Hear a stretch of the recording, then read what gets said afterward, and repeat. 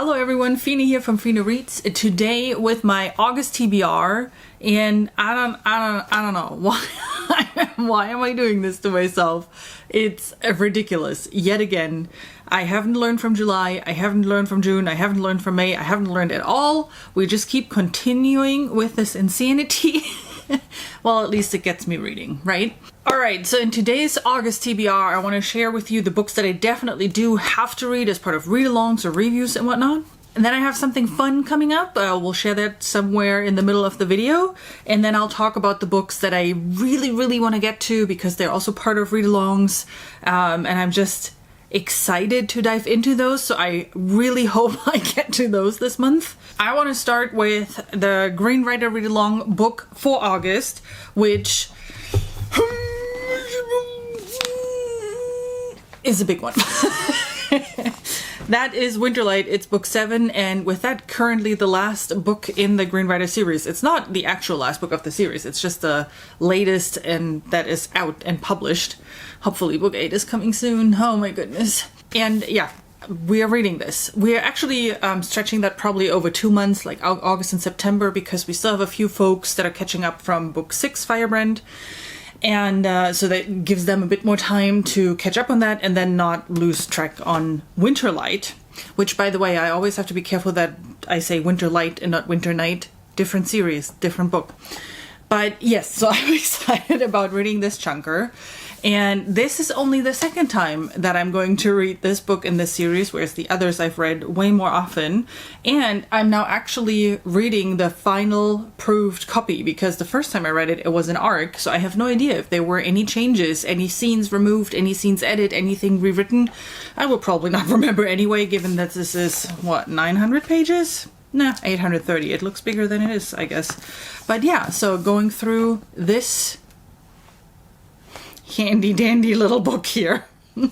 The second one that I have to get to this month is for a review. It's called Mercury's Shadow, and it's book 1 of the Kardashev cycle by P.J. Garson. I hope I'm pronouncing all of this right.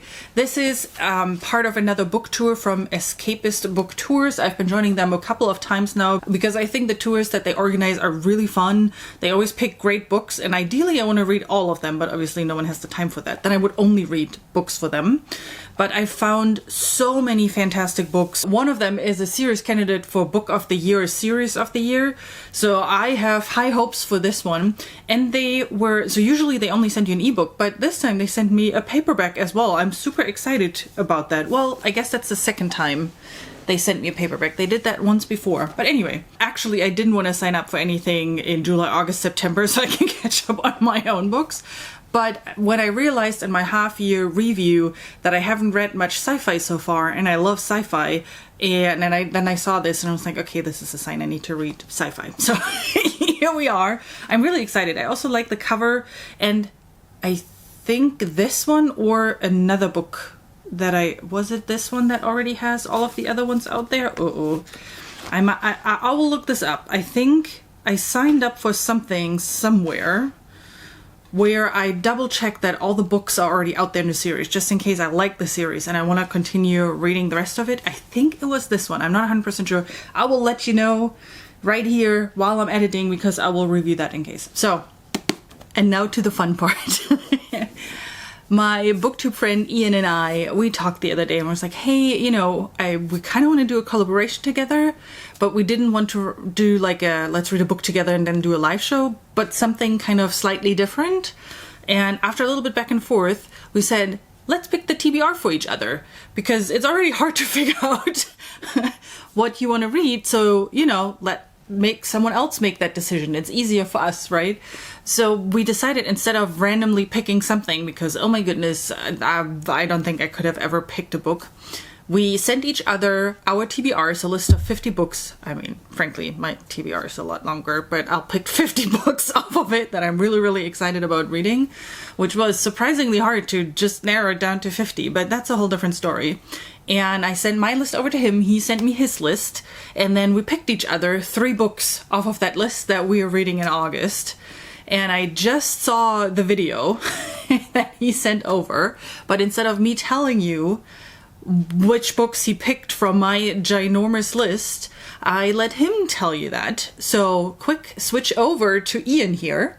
Hey Fina and Fina's readers, my name is Ian from the channel Ian the Reader, and I am super excited to be on Fina's channel today to introduce to all of you the 3 books that I've chosen from Fina's TBR for her to read. So this was actually really hard to narrow down. The list that Fina sent me was full of amazing books, some 5 stars from me, some like 4.5 stars from me, and so many books that I have very highly on my TBR, so it was rough. It was hard to narrow down, but I did it. So I decided to make every book that I chose from a different genre, which was actually super hard because there were so many good fantasy books on there that I was like, man, Fina would love this, but I was good. So instead of doing all fantasy, we have 1 fantasy book, 1 historical fiction book, and 1 mystery thriller that Fina will be reading. Without further ado, let's jump into those. So the first book that I chose was, of course, Jade City by Fonda Lee. Like, Fina, you could not put this book on your list and expect me not to pick it. If you have watched my channel for any length of time, you probably know that I love the Greenbone Saga. And that's not like an original opinion. Like, the Greenbone Saga is one of the greatest trilogies of all time. It is incredible, and it is just top-notch fantasy, top-notch fiction, and I think that Fina is going to love it. I hope so, otherwise we can't be friends. I'm just kidding, of course, but I'm eager to see your thoughts on this. Not everybody is obsessed with the first book necessarily. It definitely does get better in book 2 and 3, but book 1 is amazing on its own as well. This is like an urban fantasy, fantasy version of The Godfather, but not really. I mean, there's like rival clans and things like that, and they fight for power in this big city and things like that, and it's amazing, but it stands on its own apart from The Godfather. It's just an incredible series. You viewer, if you haven't read Jade City, get on it. And Fina, I'm super excited that I get to make you read it now. Yay! Okay, so book 2 that I've chosen for you, Fina, is a historical fiction book that I actually just read, I believe in June, maybe I read it in May, but it easily and very quickly shot up to the top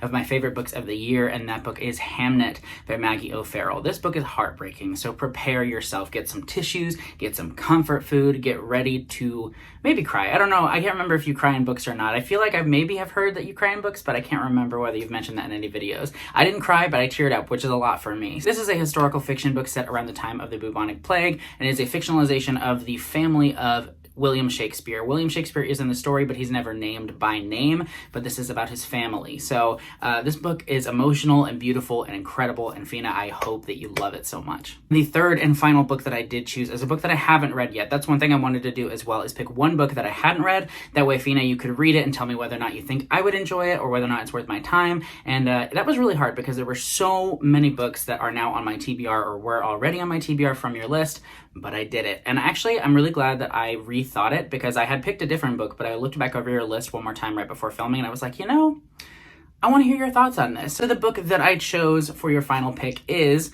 Finlay Donovan is Killing It by El Casimano. El Casimano? I wrote the author's name on my hand. I think that's what that says. Maybe. I don't know. So this is a book that I really wasn't drawn to when I first saw the cover. I've seen this book on Instagram and on Goodreads, and I just wasn't necessarily drawn to it. But then I heard what it was about, and I'm pretty sure, I think I remember that it's about this woman who is a writer, and she is like eating at a restaurant on the phone with somebody, telling somebody that she can't like figure out how to kill this person or whatever, that she has to kill off one of her characters, and somebody overhears her and thinks that she's like a hit woman, and so they try to hire her to be a hit woman. And that just sounds like a really fun mystery with like an interesting twist, and with you having to read Jade City, which is a huge epic fantasy. I mean, it's not like super epic, but it's a fantasy and it's pretty long, and then having to read the emotional juggernaut that is Hamnet, I thought I would give you a lighter read to pick up, and so this is the book that I've chosen. I'm really excited to hear your thoughts on this book as well as the other 2, because I hope that you will enjoy all of them. But thank you again, Fina, for letting me be on your channel. I am so excited about getting to read these books that you've chosen for me, and for you to read the books that I've chosen for you. Hopefully we both get at least 1 5-star out of it. Thanks again. Have a great day, everybody. I'm so excited about the picks. Jade City, I knew he would pick Jade City because that's his favorite book, and I put it on the list. I was like, oh, he's going to pick it, you know. But then I really wanted to read it, so he really gave me the reason right now to read Jade City. And thankfully, I even have a copy of that here. Well, I mean, I bought it because of him, so let's face it, in all reality.